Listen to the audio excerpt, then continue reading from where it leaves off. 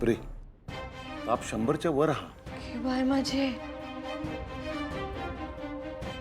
उमा, मी औषध पाणी करतोय, पण त्याआधी गार पाण्याने त्याचं अंग पुसून घेऊया.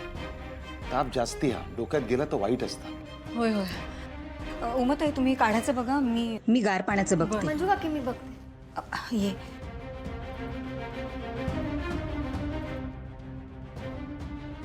सर्वेश्वरा, श्रीनू बरा कर.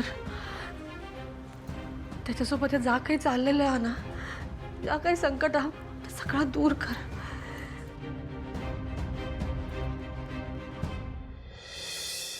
सर, माझं आवरून झालंय. तुम्ही 2 मिनिटं थांबा, मी लगेच चौकड पेंडी करून आणते. काय पचायला पौष्टिक आहे, उत्तम आहे आणि मुळात तोंडाला चव नसताना आजारपणात तर अगदी उत्तम. आई मला हेच करून द्यायची. काय हे बनवल्यानंतर जरा बाबांनाही बरं पडेल ना, बाबा पण खाऊ शकतील. मी लगेच करून आणते, 2 मिनिटं थांबा फक्त. काय केलंस? काय झालं? मी परत काही चूक केली आहे का? मला हे म्हणायचं आहे की तू असं काय केलंयस की या घराला घर पण आलंय.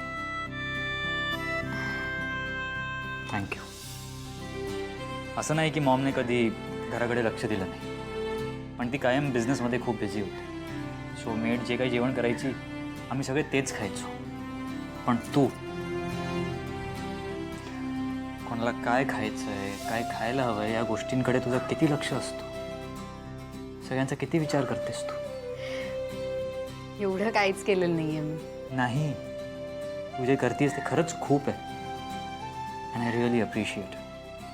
बरं, आता कौतुक झालं असेल तर मी एक फोन करू? हो, मला सोडून अजून कोण आहे तुझ्या आयुष्यात? सर, काय आईला फोन करते. उकडपेंडी कशी करतात त्याचं जरा फक्त विचारून घेते. काय घोळ नको व्हायला. आत्ताच कौतुक केलं तुम्ही. हा, कर कर कर.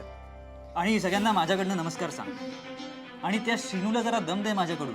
म्हणजे काय इकडनं गेल्यापासून एक कॉल नाही, मेसेज नाही, काहीच नाही. एवढा काय बिझी झाला तो ओव्ही मध्ये. मांगरात फोन करते मी, आणि तुम्ही नंतर काय ते श्रीनूला फोन करा आणि दम द्या.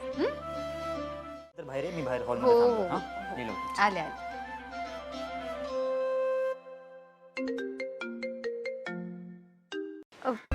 हा निशी, हाय.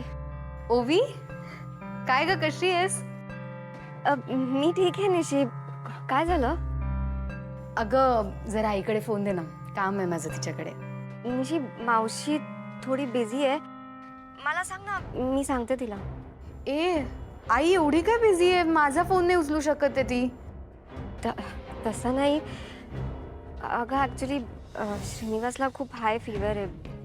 दादा आणि मावशी त्याची काळजी घेतात, काढा बनवतात त्याच्यासाठी. काय?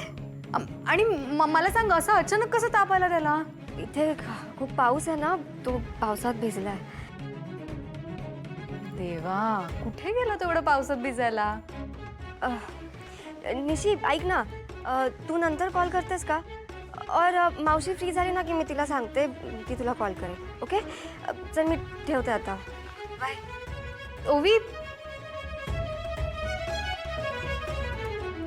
काय झालंय?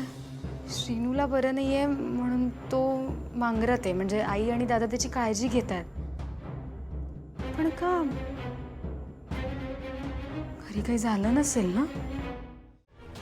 ही लाली एक कुणाच्या तालावर नाचणारी नाही. हा मी जेव्हा सांगत होतय तेव्हा या श्रीनून आई मुलाचा नाता विसरून माझो निर्णय नाकारल्यान. तेव्हाच जर तो चारूशी लग्न करूक तयार झालो असतो ना, तर आज ही वेळच येली नसती. ताई, ह्या सगळं आपण नंतर बोलूया. ही ती वेळ नाही. त्या आधी घरात घेऊन येऊया आपण. हा, त्याने फक्त एवढा सांगू दे, त्याने त्याचो हट्ट मागे घेतल्यान. हा, मग मी त्याका घरात घेऊन येतय, त्याची सेवा करतय. पण जर तो माझ्या मनासारखा वागणूक तयार नसात ना, तर त्याचो माझो काही एक संबंध नाही. तुझा संबंध नाही आहे ना, पण माझा संबंध आहे लाले. मी नाहीये तुझ्यासारखा उलट्या काळजाचा. ह्या नात्याने त्याला जेव्हा बरं वाटेल ना, तेव्हा मी त्याला इथून घेऊन निघून जाणार आहे. पण एक लक्षात ठेव लाले, तेव्हा तुझा आणि माझा काही संबंध नसणार आहे.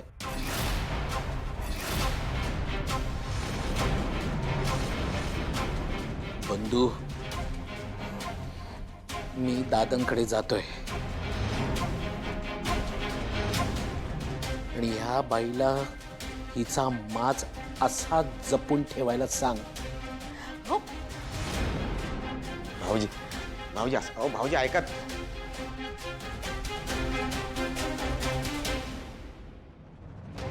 ताई असाच वागत राहिलीस ना तर एक दिवस खरंच एकटी पडशीत.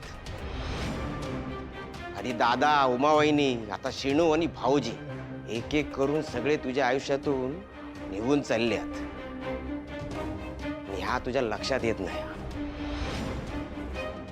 कसा ना ताई, आपल्या स्वभावापोटी जेव्हा माणूस एकटा पडतो ना तेव्हा त्याची सावली सुद्धा साथ देत नाही.